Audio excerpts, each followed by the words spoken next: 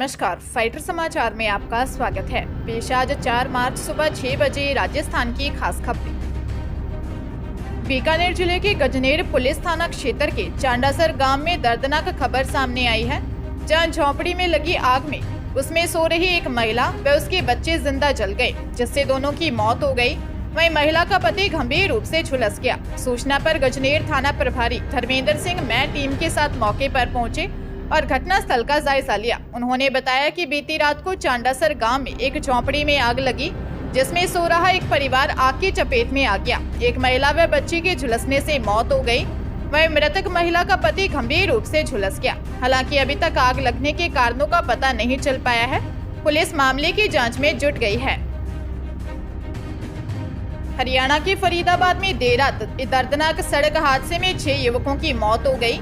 हादसा इतना भयंकर था कि किसी को गाड़ी से निकलने का मौका ही नहीं मिला। मरने वाले सभी युवक पलवल के रहने वाले थे। सूचना के बाद मौके पर पहुंची पुलिस ने शवों को अस्पताल भिजवाया। जानकारी के अनुसार पलवल जिला निवासी पुतिन, जतिन, आकाश, संदीप, बलजीत, विशाल ऑल्टो कार में सवार होकर देर रात जन्मदिन मनाने के लिए गुरुग्राम जा रहे थे। इसी दौरान उनकी कार फरीदाबाद के पाली रोड पर एक डंपर से टकरा गई। हादसा इतना भीषण था कि सभी युवकों की मौके पर ही मौत हो गई।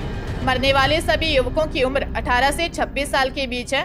फरीदाबाद पुलिस ने पूरे मामले की जांच शुरू कर दी है। उदयपुर में 2 करोड़ रुपए की रिश्वत मांगने के मामले में गिरफ्तार एसओजी अजमेर की तत्कालीन एएसपी दिव्या मित्तल के उदयपुर स्थित आलीशान रिसोर्ट पर प्रशासन ने बुलडोजर चला दिया। बताया जा रहा है कि दिव्या मित्तल ने यूआईटी से शहर से करीब 25 किलोमीटर दूर चिकलवास गांव में फार्म हाउस के लिए जमीन की मंजूरी ली थी, लेकिन यहां रिसोर्ट बनाकर कमर्शियल उपयोग किया जा रहा था। ऐसे में यूआईटी ने पहले तो नोटिस देकर जवाब मांगा, लेकिन जवाब नहीं मिला तो यूआईटी टीम गुरुवार देर रात कार्रवाई करने पहुंच गई। यूआईटी ने पहले तो यहां ठहरे टूरिस्ट को वाहन से दूसरी होटल में शिफ्ट किया। वहीं रिसोर्ट से देर रात तक सामान को खाली करवाया गया। सुबह बुलडोजर से रिसोर्ट को तोड़ने की कार्रवाई शुरू की गई। हरिद्वार के दवा कारोबारी से रिश्वत मांगने के मामले में एसीबी ने 16 जनवरी को दिव्या मित्तल को पकड़ा था। दौसा जिले के महुआ थाना क्षेत्र में कार में लिफ्ट लेकर एक छात्रा के साथ दुष्कर्म का मामला सामने आया है। पीड़िता बीएड की छात्रा है, जो मंडावर से अपने गांव जा रही थी। इसी दौरान आरोपी उसे गांव छोड़ने के बहाने कार में बिठाकर सुनसान जगह ले गया और दुष्कर्म किया। इसके बाद आरोपी गौरीशंकर मौके से फरार हो गया। पुलिस ने बताया कि 18 वर्षीय पीड़िता अलवर के एक कॉलेज में बीएड की छात्रा है। वह कॉलेज से मंडावर बस स्टैंड पहुंची, जहां वह अपने गांव के लिए वाहन का इंतजार कर रही थी। इसी दौरान वहां पहुंचे आरोपी ने गांव छोड़ने के बहाने अपनी कार में बिठाया, लेकिन आरोपी उसे हुड़ला दुल्हापुर रोड पर सुनसान जगह ले गया और दुष्कर्म किया। पुलिस ने आरोपी के खिलाफ दुष्कर्म का मामला दर्ज कर जांच शुरू कर दी है। स्वास्थ्य विभाग ने प्रदेश भर में 1763 डॉक्टर्स की नियुक्ति करते हुए ग्रामीण क्षेत्र के अस्पतालों के हालात सुधारने का प्रयास किया है। आदेशों में चयनित डॉक्टर्स को शुरुआती 2 साल तक प्रोबेशन पीरियड पर 56,700 रुपए का वेतन दिया जाएगा। हेल्थ डिपार्टमेंट के निदेशक ने सभी एमबीबीएस डॉक्टर्स को पोस्टिंग देते हुए 15 मार्च तक सभी को कार्यभार ग्रहण करने के आदेश दिए हैं। जो डॉक्टर्स 15 मार्च तक कार्यभार ग्रहण नहीं करेंगे, उनकी नियुक्ति स्वतः ही निरस्त हो जाएगी।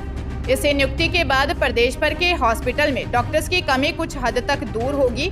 हालांकि इन नियुक्तियों को न्यायालय में विचाराधीन एक सिविल रिट को ध्यान में रखा गया है। एक पद को न्यायालय आदेश के अधीन रखा गया है। न्यायिक आदेश आने पर इस पद पर नियुक्ति होगी।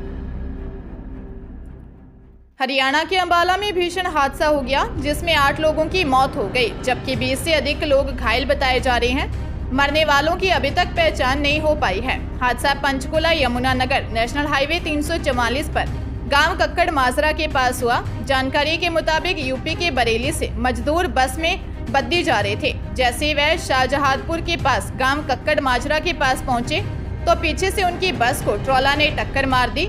हादसा इतना भयंकर था कि 8 मजदूरों की दर्दनाक मौत हो गई। घटना की सूचना मिलने के बाद मौके पर पहुंची पुलिस ने शव अस्पताल में रखवाए। पुलिस मामले की जांच में जुटी है। पंजाब में आम आदमी पार्टी की सरकार बनने के बाद पुलिस ने गैंगस्टरों के खिलाफ मुहिम छेड़ दी है। अब पुलिस जेल के अंदर बैठे गैंगस्टरों जग्गू भगवानपुरिया, लॉरेंस बिश्नोई और अन्य के बाहर घूम रहे उनके साथियों के साथ लिंक को तोड़ रही है। इसी के तहत पुलिस ने जग्गू भगवानपुरिया व लॉरेंस बिश्नोई के जानकारों के घरों पर छापेमारी की। दरअसल डीसीपी वरिंदर सिंह बराड़ की अगुवाई में इस DCP Shubham Agarwal, ADCP Rupinder Kaur Saram, ACP Mandeep Singh की अगुवाई में टीमों का गठन किया गया। थाना डिवीजन नंबर 7 के एसएचओ सतपाल सिंह ने ताजपुर रोड, ईडब्ल्यूएस कॉलोनी और अन्य आसपास के इलाकों में गैंगस्टरों के नजदीकियों के घर पर सर्च की। इसके बाद थाना हबोवाल के एसएचओ पिट्टन कुमार की आशियाना कॉलोनी में सर्च की। पुलिस की तरफ से इन सभी की जानकारी जुटाकर अधिकारियों को भेजी गई। ऐसे ही थाना स्लेम टाबरी के इलाके में भी सर्च की गई थी। जयपुर की खूनागोरियन थाना पुलिस ने शादी का झांसा देकर दुष्कर्म करने का मामला दर्ज किया है। पीड़िता ने आरोप लगाया कि लवेश उर्फ आशीष मीना ने उसके साथ शादी का झांसा देकर दुष्कर्म किया। सीआई मनोहर लाल ने बताया कि पीड़िता से मिली शिकायत पर मुकदमा दर्ज कर लिया है। पीड़िता आरोपी के संपर्क में 1 मार्च 2022 से थी। आरोपी ने पीड़िता को शादी का आश्वासन दिया, जिसके बाद पीड़िता ने उसके साथ संबंध बनाए, लेकिन अब आरोपी ने शादी से करने से इनकार कर दिया है, जिस पर पीड़िता की ओर से आरोपी युवक के खिलाफ दुष्कर्म का मामला दर्ज करवाया गया है। मामला दर्ज कर पीड़िता का मेडिकल करवाया गया, जिसके बाद अब उसे कोर्ट में पेश कर 164 के बयान दर्ज करवाए जाएंगे। वहीं आरोपी लवेश की गिरफ्तारी के लिए टीमें बनाकर कार्रवाई की जा रही है। सीकर जिले में परिवार की गैर मौजूदगी में घर पर काम करने के लिए रखे हुए नौकर लाखों रुपए के गहने व नकदी चुराकर फरार हो गए। मामला सदर थाना क्षेत्र के गांव रसीदपुरा का है।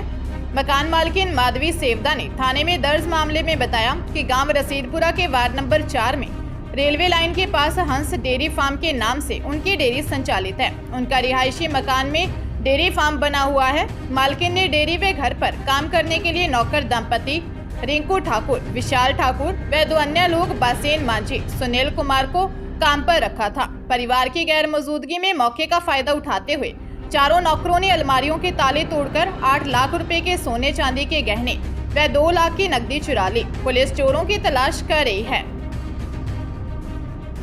शिक्षा मंत्री बीडी कल्ला ने जयपुर के शिक्षा संकुल में राजस्थान स्टेट ओपन की 10वीं और 12वीं कक्षा का रिजल्ट जारी किया। राजस्थान स्टेट ओपन परीक्षा परिणाम में 10वीं कक्षा में जहां छात्राओं ने बाजी मारी है, वहीं 12वीं कक्षा के परिणाम में छात्रों ने बाजी मारी है। इस साल कक्षा 10वीं का कुल परीक्षा परिणाम 68.23% रहा है। इसमें छात्रों का परिणाम 63.49% रहा, जबकि महिला परीक्षार्थियों का परिणाम 72.48% रहा। दरअसल अक्टूबर-नवंबर 2022 में आयोजित 10वीं और 12वीं की परीक्षा में कुल 35,113 परीक्षार्थी पंजीकृत थे। इस बार कक्षा 10वीं में 21,100 परीक्षार्थी पंजीकृत थे। इनमें से 17,663 परीक्षार्थी परीक्षा में शामिल हुए, जिनमें से 10वीं की परीक्षा में 12,059 परीक्षार्थी पास हुए। वहीं 12वीं की परीक्षा में 5,457 परीक्षार्थी परीक्षा में पास हुए।